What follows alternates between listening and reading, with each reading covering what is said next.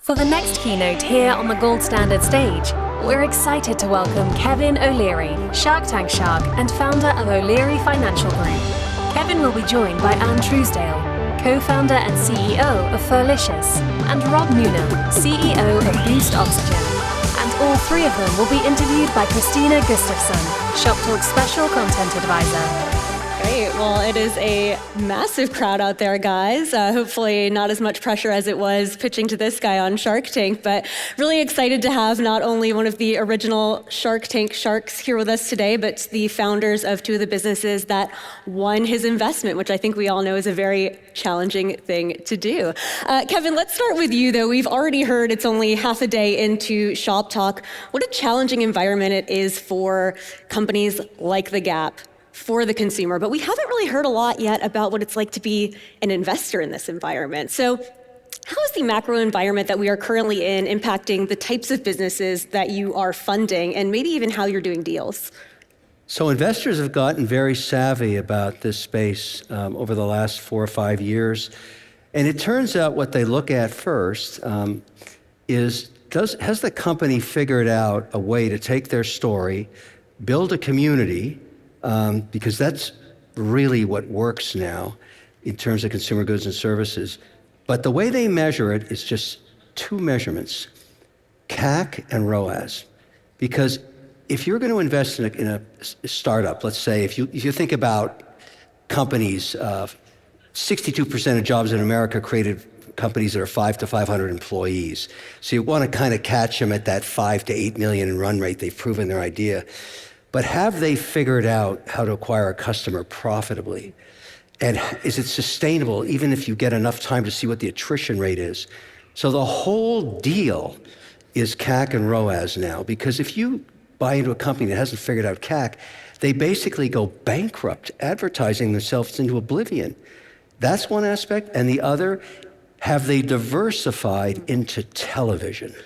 Because what's happened out there in social media land when people just would launch and sell direct to consumer during the pandemic, that's not working as much anymore. It's gotten really expensive, as you will hear from these two companies here I invested in. They're both experimenting with television because they found lower CAC, and it's a brand new way to get to customers that they weren't able to do before. So we're in a new mode now, post-pandemic.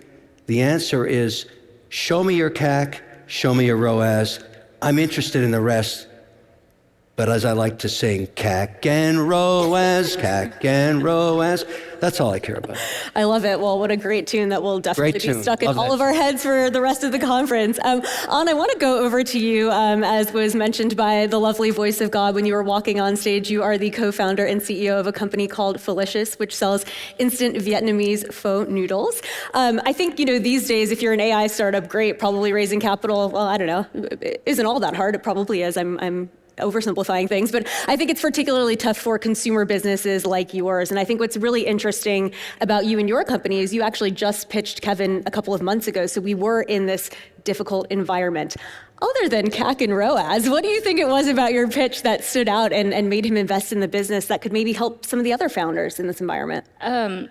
So I think for us, what got Kevin's attention is the pitch was impactful. We didn't just create a product. We created from the heart. So I feel, in order to get that, you have to have authenticity and heart. My mom's secret recipe, we had this authentic recipe, and we created a mission out of it. The mission is to, I want to share her recipe to everyone, all right? And we were able to make it scalable and, of course, make profit, right? Yep. You make profit. So you got that, and then the hustle. I was an ER nurse, my husband was a hotel manager, and we saw this mission. We both quit our jobs, we sold our house, and we moved the whole family into a camper. And we took all of that fundings and we just pumped it into the business. So that commitment, dedication, it shows that we are betting on ourselves. The investors, they don't have to bet on us. They know we already betted on ourselves. And then in the end, the numbers, you got to have the numbers. It's all about, you got to have efficient CAC, you got to have, low CPA and things like that. It's just, Wonder Ads had helped us. Kevin came to us and he said, have you guys tried TV advertisement? We are a startup company. We don't have the budget. So when he said TV advertisement, I was like, that's expensive. We don't have that kind of budget. But to find out, we experimented for the past couple weeks, and it has exceeded our expectations. So we are very happy with that, with the brand building part of this journey now. Yeah, I love that. And it's kind of that ability to continue telling that brand story, tell that story of differentiation in the market. And it was a great tee up for me to talk to you about Wonder Ads, Kevin. I think you are always known for really taking a hands-on approach to your portfolio companies. So to me, Wonder Ads is just kind of the latest example of this. But maybe tell the audience a little bit about what it is and why you decided to launch it. Yeah, we had a company during the pandemic, a financial services company, direct to consumer. We started spending heavily on television because that was working in a pandemic when you had the captured audience.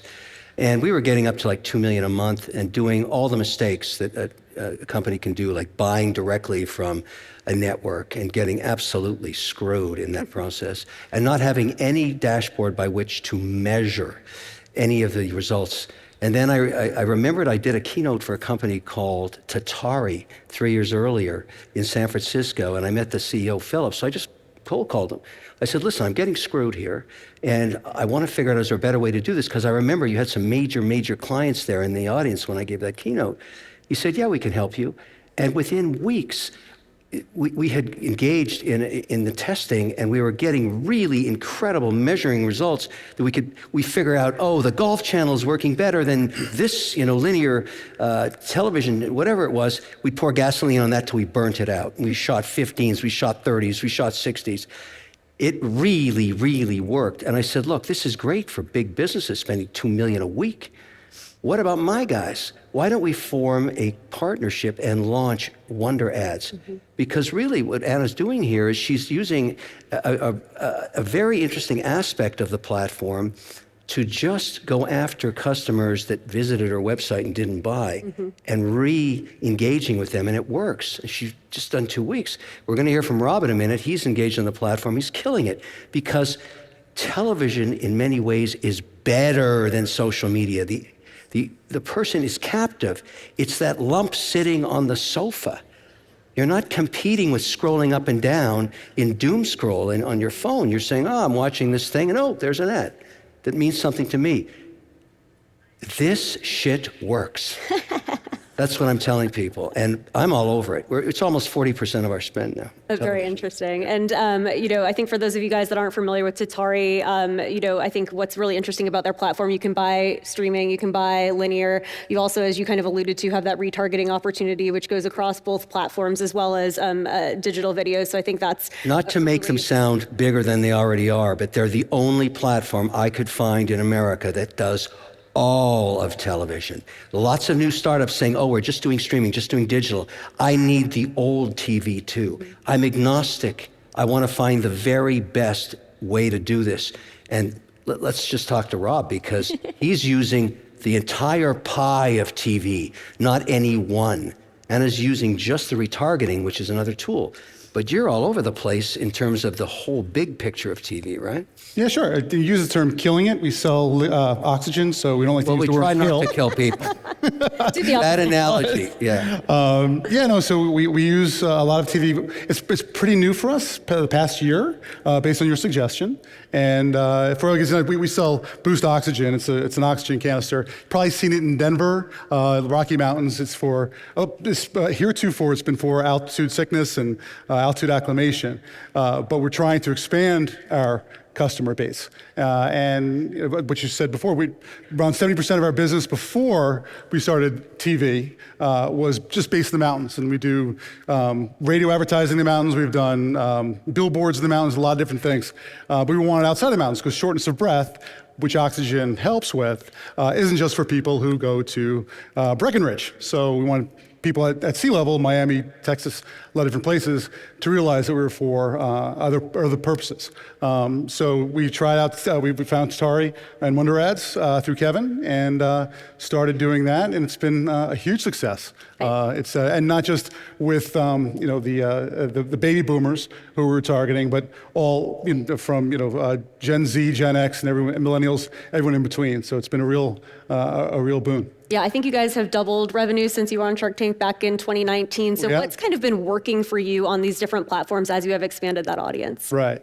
Yeah. So yeah, definitely different platforms, and we've doubled since actually COVID was the big event for Oxygen that makes sense. After Shark Tank. But the biggest thing actually of growth since the COVID it has been definitely TV.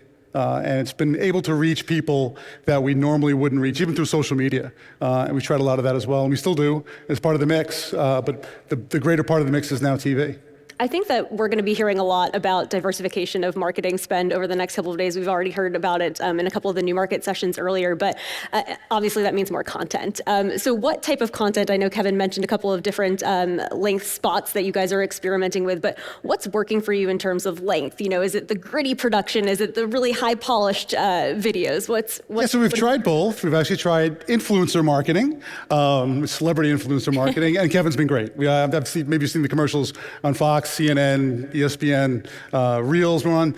So the high res, and it's great production value.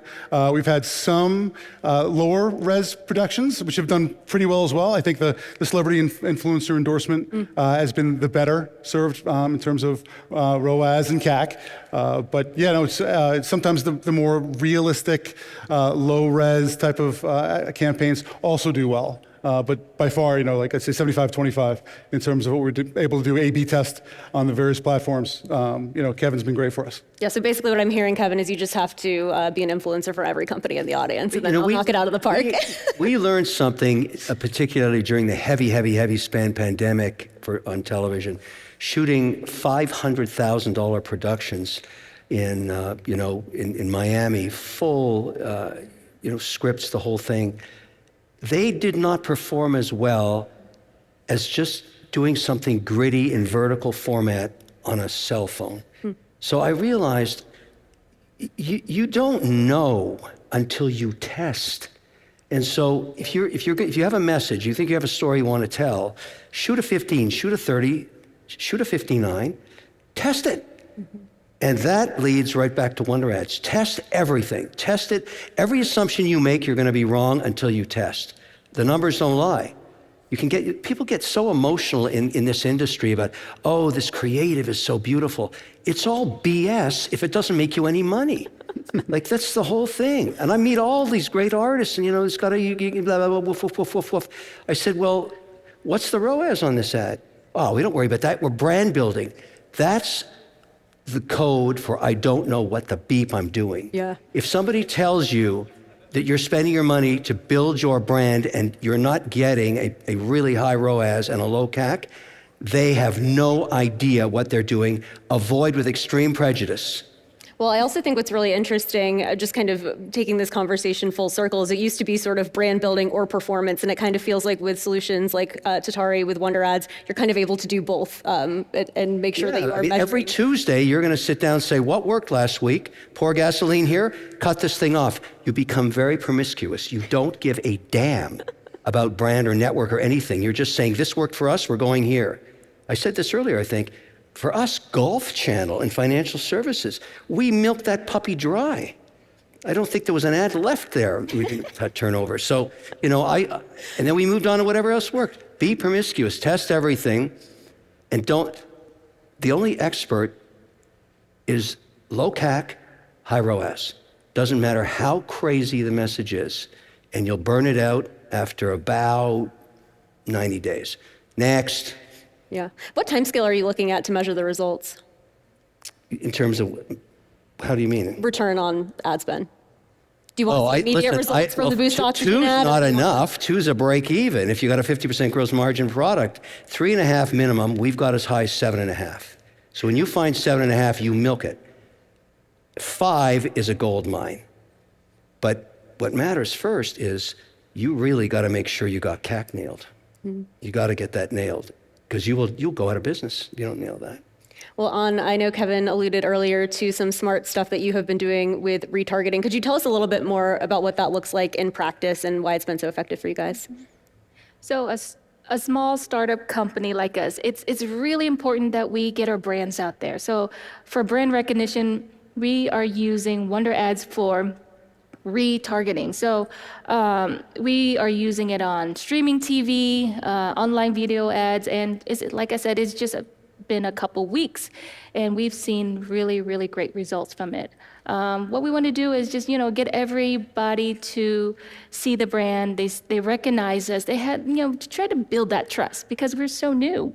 And so if we can get that across, the next time they walk down the aisle at H-E-B, Walmart, Sam's Club, they're like, oh, I know this.